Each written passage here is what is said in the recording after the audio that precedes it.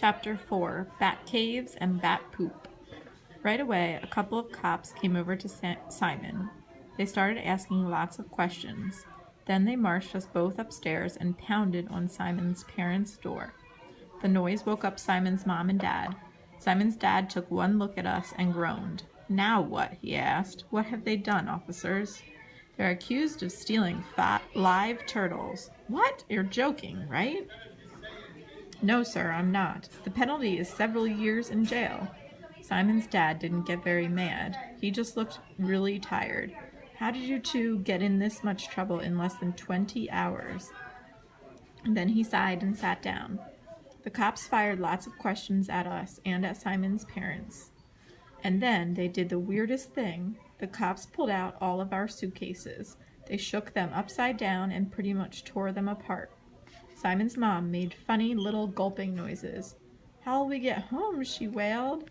Cops ignored her. They shook the last suitcase. "Nothing," one cop said. Then he asked us more questions. They wanted to know everything we'd done since we got to San Pedro. Finally, they left. "Why did they rip the suitcases?" I asked. "I guess to see if we had secret pockets for smuggling turtle parts," Simon's dad answered. Just then, someone came to the door. "I'm from the hotel." "We're sorry about your luggage," the man said. "Of course we'll replace it. Please don't worry." Then he left. "Dad, honestly, we didn't do anything. Like we told the cops, it was just this stupid kid named Harry." I backed up Simon. "Harry's a jerk. He was just making trouble." Simon's dad shook his head. "I can't believe it. You two attract trouble like poop attracts flies." "Simon, we've got to go," I shouted. "We'll miss our Bat Cave tour." Simon's parents tried to stop us, but we were too fast for them. We ran to the lobby and got on the minibus just in time. Then we drove along a road for a couple of minutes. The bus driver pulled over and we all got off. There were 6 of us, Simon and me, 1 guide, and 3 really old people. We were in a very dense jungle, but still pretty close to the resort.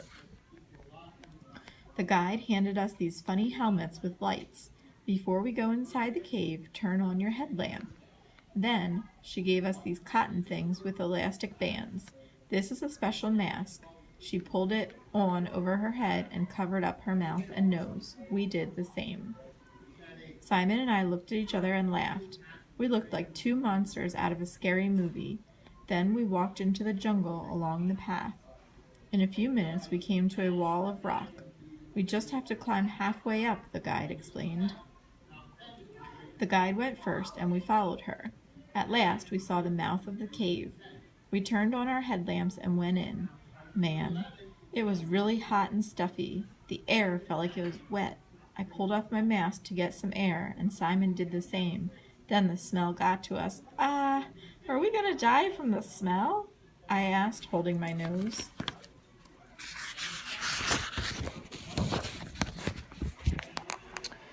"No, we won't go too far in," the guide said.